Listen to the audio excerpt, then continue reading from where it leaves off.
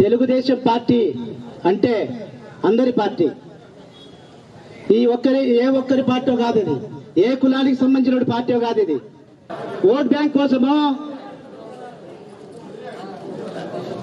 అన్ని విధాలుగా రాజకీయాలు చేస్తూ ఉంటే తెలుగుదేశం పార్టీ ఒక్క పార్టీ ప్రజల అభివృద్ధి కోసం, సంక్షేమం కోసం, యువత ఉపాధి కోసం తగతలాడ పాడే తెలుగుదేశం పార్టీ.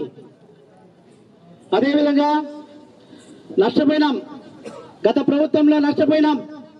ఆర్థికంగా, మానసికంగా ఎన్నో కుటుంబాలు మాకు తెలుగుదేశం పార్టీ పనిచేసే వాళ్లకు, కార్యకర్తలకు మాకు ఇబ్బందిలే, మేము నష్టపోతూ ఉంటాం, పార్టీలు మారుతూ ఉంటాయి. కానీ ముఖ్యంగా ప్రజల వ్యవస్థ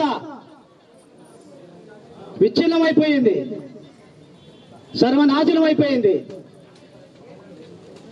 ఈ వ్యవస్థలను బాగుపరచాలంటే చంద్రబాబు నాయుడు బహుశా 73 ఏళ్ళు, మళ్ళా 20 సంవత్సరాల వరకు కూడా ఆయన కంటిన్యూగా గెలిపించుకోవాల్సిన అవసరం ఉంటుంది.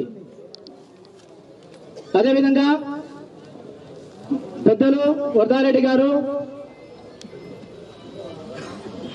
ఆయన వయసు కూడా లెక్క చేయక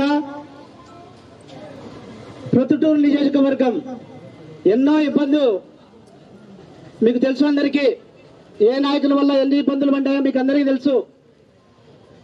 కొన్ని ఇబ్బందులు తొలగుతాయని తెలుగుదేశం పార్టీ కూడా భావించి వరదారెడ్డి గారికి వయసును కూడా చూడకోకుండా ఆయనకు టికెట్ కేటాయించి ఈరోజు ఆయన కూడా ఎక్కడ నిరుత్సాహపడకుండా ఒక పిల్లకాయ వలె, ఓ 18 ఏళ్ల కుర్రాడు వలె ప్రతి ఒక్క ప్రోగ్రాం అటెండ్ అవుతా ఆయన ఆఫీసులో కూడా నిత్యం 24 గంటలు అందుబాటులో ఉంటూ ప్రజా సమస్యలు తెలుసుకుంటూ తన శైలిలో పరిష్కరిస్తా ఉన్నాడు. కొన్ని ఇబ్బందుల వలన అటు ఇటు ఓట్ బ్యాంక్ మారచ్చు, కానీ మన తెలుగుదేశం పార్టీ ఎప్పటికి కూడా ప్రజల హృదయాల పార్టీ. తెలుగుదేశం దుర్సాలపల్లిలో నిన్న కూడా 2009లో కూడా 1350 ఓట్లు మెజార్టీ తెలుగుదేశం పార్టీ ఇవ్వడం జరిగింది. నిన్న మన వరదారెడ్డి గారు కూడా ఇంత ఇబ్బందులున్నా కూడా, భయపడిచ్చినా కూడా, వాళ్ళు ఎన్నో ఆశలు పెట్టినా కూడా ఆయన పెద్ద ఆయనకు 804 ఓట్లు మెజార్టీ ఇవ్వడం,